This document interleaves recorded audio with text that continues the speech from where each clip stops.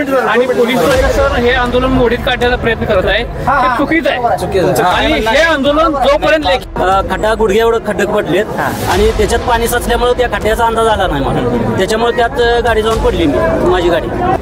आज जो वर आहे तो येणाऱ्या वारीचं रस्त्याचं काम चालूच झालं पाहिजे, नाहीतर आत्मदनचा इशारा. मंडळी, मानदेश प्राईम मध्ये आपल्या सर्व प्रेक्षकांचं स्वागत आहे.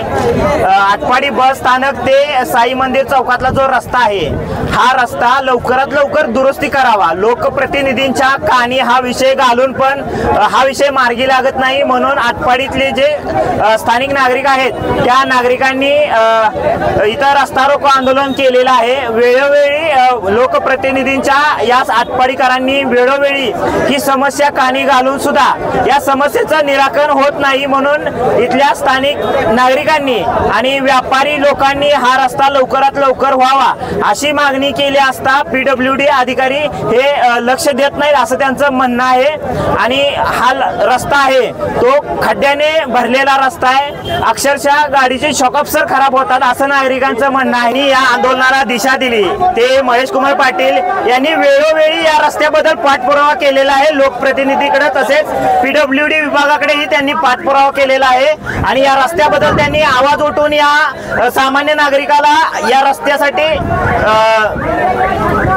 आंदोलन करण्यासाठी त्यांनी प्रयत्न केले. ते महेश पाटील आपल्यासोबत आहे. काय सांगाल, काय सरकार म्हणजे प्रशासनाकडून काय आश्वासन वगैरे देण्यात आले का आणि किती वेळ हा रस्ता रोको चाललाय? केवळ रस्ता व्हावा या उद्देशाने आम्ही हा रस्ता रोको केला होता, पण प्रशासन फक्त आश्वासन देतं. इथं कोणी लोकप्रतिनिधी ज्यांची जबाबदार लोक आहेत, मग ते असतील तहसीलदार साहेब आले नाहीत, CO आलेत, परत आपले नगरपंचायतचे PWD अधिकारी काही लोक आलेत, पण जबाबदार व्यक्ती अजून जे पाहिजे ते आलेले नाहीत.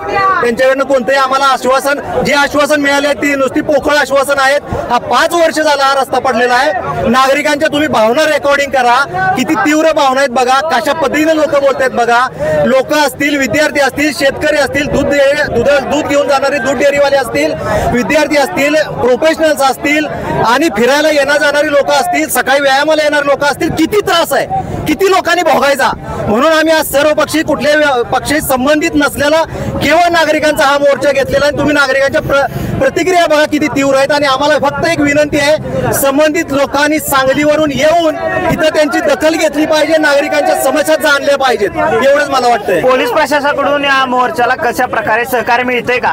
पोलीस प्रशासनाकडनं चांगलं सहकार्य मिळत आहे. सकाळपासून ती लोक आमच्या बरोबर आहेत, त्यांचं खरंच आम्ही अभिनंदन करतो. आम्हाला लेखी जोपर्यंत मिळत नाही, श्युअरिटी आम्हाला जोपर्यंत नागरिकांना मिळत नाही, क्लिअरिटी नागरिकांना जोपर्यंत कोण सगळे लोक प्रशासनाची देत नाहीत, तोपर्यंत आम्ही इथनं हलणार नाही. अशा नागरिकांच्या तीव्र भावना आहेत. अजून नागरिक शांत आहेत, फक्त प्रतिक्रिया व्यक्त करतायत. त्यामुळे लवकरात लवकर संबंधित सांगलीतल्या लोकांनी येऊन दखल घेतली पाहिजे. प्रतिनिधी जे काही संबंधित जबाबदार असतील त्यांनी दखल घेतली पाहिजे. प्रशासनाचं आम्हाला पोलिसांचं सहकार्य मिळतंय. तर मंडळी, गेल्या अनेक तासापासून हे 2 मिनिटे हे लाईव्ह मध्ये सगळ्यांना कळू द्या. 15 ऑगस्ट साली, गेल्या वर्षी 15 ऑगस्टला वृक्षारोपण इथं केलं होतं आणि दुसरा 15 ऑगस्ट होऊन सुद्धा कुठल्याही कामाचं प्रक्रिया राबवली किंवा नाही राबवली ते आज सांगायला लागलेत की इथं निवेदन करायचं, तिथं करायचं. मग या प्रशासनानं 365 दिवसामध्ये कुणी कुणी अडचणी आणल्या ह्या प्रशासनानं सांगावं इथं आम्हाला. किंवा आता जर कुणाला तुम्हाला काम करताना काही अडचणी येत असेल आणि 8 दिवसात जर निवेदन मंजूर होत नसेल तर त्या प्रशासनाच्या अधिकाऱ्याने आम्हाला सांगावं की इथं सांगलीला फोन करावा लागतंय किंवा सांगलीकडे यावं लागतंय, पुण्याकडे यावं लागतंय, मुंबईच्या मंत्रालयामध्ये यावं लागतंय. असं त्या अधिकाऱ्याने आत्ता इथं सांगावं तुमच्या पुढे लावावा. आत्ता गाड्या घेतल्या जातील आणि त्याचा पाठपुरावा केला जाईल. पण आज जो वर आहे तो येणाऱ्या वारीचं रस्त्याचं काम चालूच झालं पाहिजे, नाहीतर आत्मदनचा इशारा.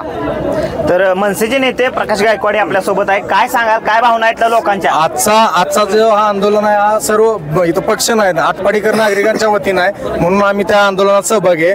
पण ही आपलं कॅन्सर झालेलं जे PWDचं प्रशासन आहे, ही प्रशासन पहिल्यांदा आटपाडीत नको. या प्रशासनातल्या सर्व अधिकाऱ्यांच्या पहिल्या बदल्या होऊन नवीन एखादं कॅन्सर मुक्त अधिकारी येऊन या खुर्चीवर बसावं हे सगळं तर आमचं पहिलं मत आहे. का तर तेच अधिकारी सांगतात ह्या रस्त्याला कॅन्सर झालाय, आम्ही पहिल्यांदा ऐकलं. आतापर्यंत लोकांना कॅन्सर होत होता, आता जमिनीला कॅन्सर व्हायला लागला हे त्यांच्या तोंडून ऐकलं रस्त्याला.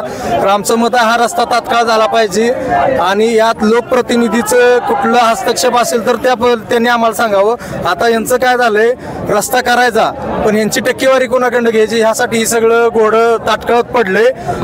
ताटकळत पडलेलं घोडं रस्त्यावर उघडे लागले. आता आटपाडीतली जनता सुज्ञ झाल्या आणि ती जनता कुणाचं ऐकून घेणार नाही. जनतेचं एकच मत आहे, जोपर्यंत रस्ता होत नाही तोपर्यंत आम्ही या रस्त्यावर उठत नाही. आणि जर पोलीस प्रशासन चुकीच्या पद्धतीने आपल्या ताकदीचं बळ राबवत असेल तर त्यांनाही आम्ही जशाच तसं उत्तर द्यायला तयार आहे पुढच्या भागात. आणि आज ज्या त्या तालुक्यात 3-3 वेळा डांबरी पडलेली आहे रस्त्यात आणि आटपाडी तालुक्यावर अन्याय होत आहे.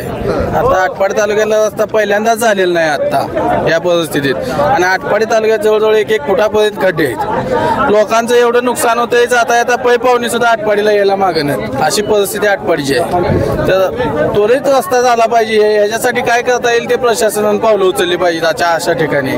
कारण आता लोकांचा संयम तुटलेला आहे, लोक आता परिस्थितीच्या बाहेर आहेत. अशा परिस्थितीमध्ये प्रशासनानं ठोक निर्णय घेतला पाहिजे, लगेच निर्णय घेतला पाहिजे. काय सांगताय रस्ता रोको कशासाठी आणि गेले 5 वर्ष झाला हा रस्ता झालेला नाही. जवळजवळ गुडघाभर खड्डे पडलेले आहेत. येता जाता वृद्धांना वगैरे भरपूर त्रास होतोय. रस्ता लवकरात लवकर झाला पाहिजे यासाठी हा रस्ता रोको केलेला आहे. PWD ऑफिसर येतात, नुसतं मलमपट्टी करून जातात. गेली 4 ते 5 वेळा हा रस्ता खड्डे भरलेले आहेत, सिमेंटने सुद्धा भरलेला आहे, तरी तो रस्ता वाहून गेलेला आहे. आंदोलनस्थळी काही PWDचे अधिकारी वगैरे आलेत का? काही आश्वासन दिले? आश्वासन दिले का? निविदा काढलाय म्हणते 20 कोटी काम होतंय, काम लेट होईल म्हणतात. 2 महिने थांबावं लागेल. काय सांगाल आटपाडीच्या रस्त्याबद्दल? जी समस्या आहे त्या समस्येचं निराकरण करण्यासाठी रस्ता रोको आहे. आटपाडीच्या बाजार पटांगणातून जर शाळेचे विद्यार्थी जायचे म्हणले तर गाडीवाला येणारा भरपूर स्पीड नेतो आणि शाळेच्या मुलांनी पूर्ण अंगावर पाणी उडले जाते. शाळेची मुलं काय शाळेत न जाता निम्म्या रस्त्यातून घरी जातात. यासाठी प्रशासनाने वेळच्या वेळ याची दखल घेऊन पूर्ण रस्ता करावा. आणि एखाद्या दवाखान्याचे सिरियस पेशंट जर असेल तर त्या पेशंटला कमीत कमी अर्धा पाऊण तास लागतो. 20 मिनिटाच्या कामाला 1 तासभर असतो. त्यासाठी प्रशासनाने वेळच्या वेळची दखल घ्यावी. ज्यांनी हे आंदोलन हातात घेतलं होतं ते महेश पाटील आपल्या सोबत आहेत. आपण त्यांच्याशी सुद्धा वारंवार आपण संवाद साधणार आहोत. काय नागरिकांच्या प्रतिक्रियेत रस्ता रोको कशासाठी? आटपाडीत मेन पेठेमध्ये रस्ता हा येणार आहे. हा गेली 5 वर्ष अतिशय विषय अवस्था कमीत कमी पडलेले आहेत. यावर प्रशासन लक्ष देत नाही. पोलिसांनी आंदोलन मोडीत काढण्याचा प्रयत्न करत आहेत. प्रशासनाकडून काही भूमिका मिळालेली नाही. अजिबात प्रशासनाकडून अजिबात काही उत्तर मिळत नाही. आणि पोलीस प्रशासन हे आंदोलन मोडीत काढण्याचा प्रयत्न करत आहे. हे चुकीचं आहे. आणि हे आंदोलन जोपर्यंत लेखी जोपर्यंत देत नाही तोपर्यंत आपल्यावरती आंदोलन मोडीत काढण्याचा आरोप होतोय. आंदोलन मोडीत काढण्याचा